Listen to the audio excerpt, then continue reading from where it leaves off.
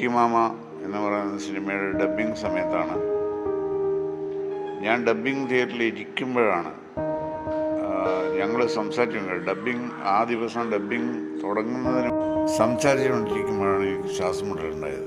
മരിക്കാൻ പ്രത്യേകിച്ച് കഴിയൊന്നും വേണ്ട, ബോധം പോയ ആ ഘട്ടം തന്നെ വേണമെങ്കിൽ ചില ആൾക്കാർ മരണം വലിയൊരു സംഭവമായിട്ട് എടുക്കുമല്ലോ. അതിൻ്റെ ഒന്നും കാര്യമൊന്നുമില്ല. മരണം എന്ന് പറയുന്നത് വളരെ ഒഴിവാക്കാൻ പറ്റാത്ത നിസ്സാരമായ ഒരു കാര്യമാണെന്ന് വേണമെങ്കിൽ നമുക്ക് കരുതാവുന്നതാണ്. മരണത്തെ നമ്മൾ പർവ്വതീകരിച്ചിട്ട് മരണം വലിയൊരു സംഭവമായിട്ട് എടുക്കുമല്ലോ. അതിൻ്റെ ഒന്നും കാര്യമൊന്നുമില്ല. മരണം എന്ന് പറയുന്നത് വളരെ ഒഴിവാക്കാൻ പറ്റാത്ത നിസ്സാരമായ ഒരു കാര്യമാണെന്ന് വേണമെങ്കിൽ നമുക്ക് കരുതാവുന്നതാണ്. മരണത്തെ നമ്മൾ എന്തിനാണ് പേടിക്കുന്നതെന്നാണ് എനിക്ക് മനസ്സിലാവാത്തത്.